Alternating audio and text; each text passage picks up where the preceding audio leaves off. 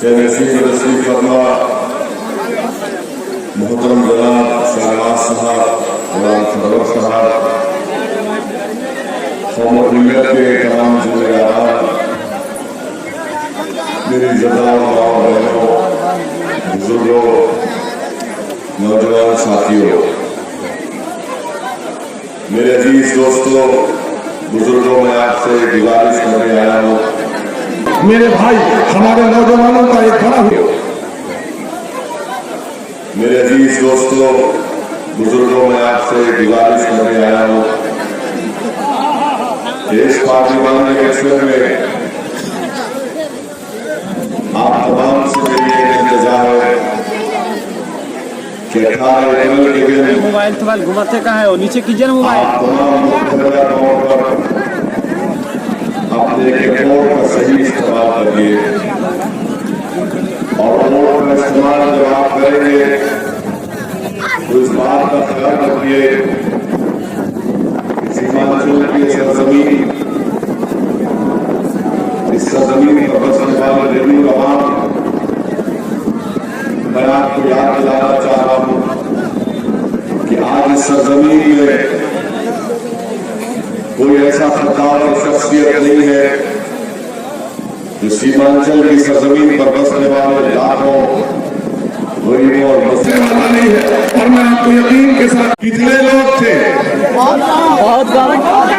कितने थे, नहीं थे, नहीं के बराबर थे, कितने लोग थे, क्यों नहीं थे, क्यों नहीं थे,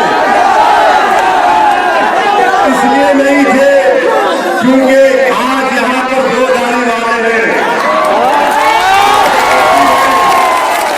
और वहां पर हमारी बहनें, हमारी माएं खड़े होकर सुन रही है। नीतीश कुमार के पास जो भी लोग सुनने गए थे, जितने भी लोग आए थे, उनको बुलाकर कहा गया कि ये थोड़ा लिफाफा ले लीजिए, आ जाइए। इनको लिफाफा मिला, आपको कोई लिफाफा नहीं दिया गया। आपने अपने दिल से और मोहब्बत की बुनियाद पर यहाँ पर आए ना। तो नीतीश कुमार के जब जलसा नाकाम हो गया और वो उड़न खटोले में आया था, हम गाड़ी नहीं आए, हम गाड़ी नहीं आए। नीतीश कुमार उड़न खटोले से उड़कर आसमान पर चले गए और हम जमीन पर ही है, जमीन पर ही रहे। ये जो आप मोहब्बत मुझे दे रहे, खुदा की कसम मैं इस मोहब्बत का मुस्तहक नहीं हूँ। अल्लाह बेहतर जानता है कि मैं आपकी मोहब्बत का मुस्तहक नहीं हूँ।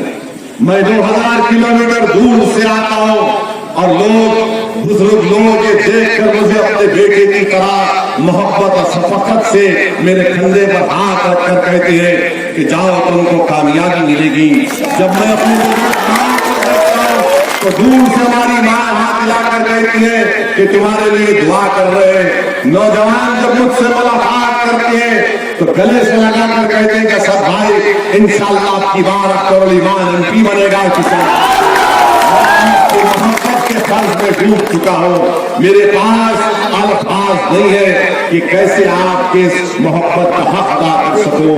मेरे अजीज दोस्तों और बुजुर्गों, मैं आपसे वादा करता हूँ कि जितनी जिंदगी अल्लाह ने दी है, इंशाअल्लाह ताला उस जिंदगी का एक एक लम्हा अल्लाह की इबादत में गुजरेगा। और मेरी नजर में फराइज के बाद ये भी कौम की खिदमत करना, ये भी इबादत है। यही मुझे हशर के मैदान में और खबर में मुझे कामयाब हमको जज्बा दिया, अल्लाह ने हमारी नियतों में प्यार किया और हमारे दिलों में अल्लाह का खौफ है। हमारे दिल में नीतीश का नहीं है, मोदी का नहीं है, हम किसी मखलूक से डरने वाले नहीं है, हम सिर्फ खालिक से डरने वाले हैं।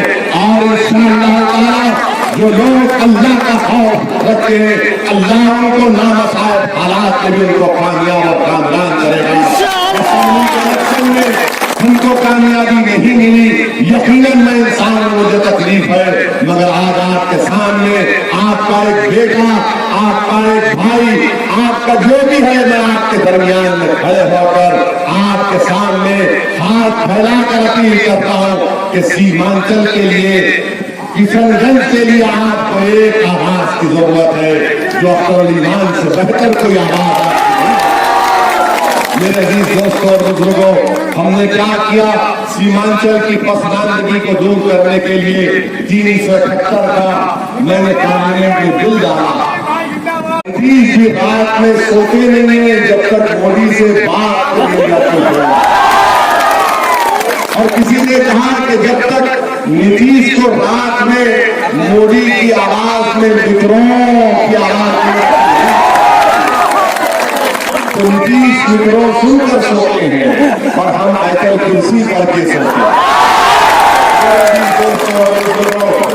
मैं आपसे गुजारिश करने आया हूँ कि खत्म करो इन जालिमों के इक़्तिदार को, खत्म करो इन लोगों को जमहूरी तौर पर जो सिर्फ हमारा वोट लेकर हमको नुकसान पहुंचा के आए हैं।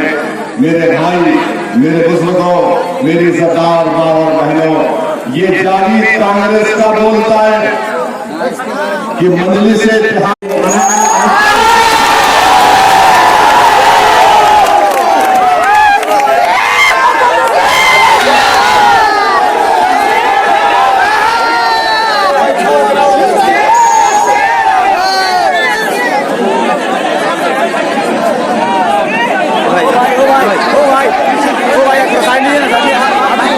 हमारे दिल की ख्वाहिश है कि हिंदुस्तान हमारे वतन अजीज का दोबारा वजीर आजम नरेंद्र मोदी ना बने।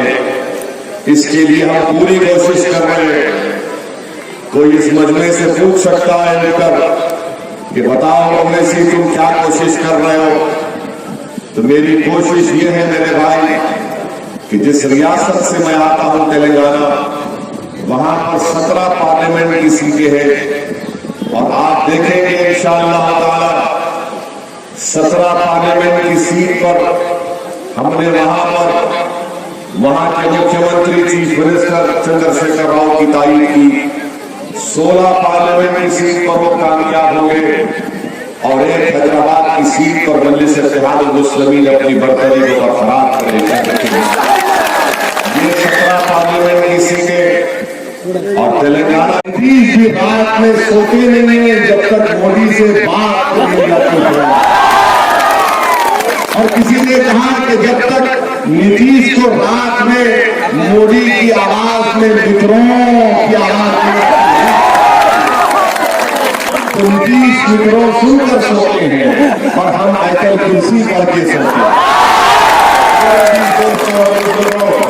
मैं आपसे गुजारिश करने आया हूँ कि खत्म करो इन जालिमों के इक़्तिदार को, खत्म करो इन लोगों को जमहूरी तौर पर जो सिर्फ हमारा वोट लेकर हमको नुकसान पहुंचा के आए हैं। मेरे भाई, मेरे बुजुर्गों, मेरी सरदार माँ और बहनों, ये जाली कांग्रेस का बोलता है कि मजलिस इस इलाके की माली हालत बिहार के दूसरे इलाके से बहुत बेहतर थी।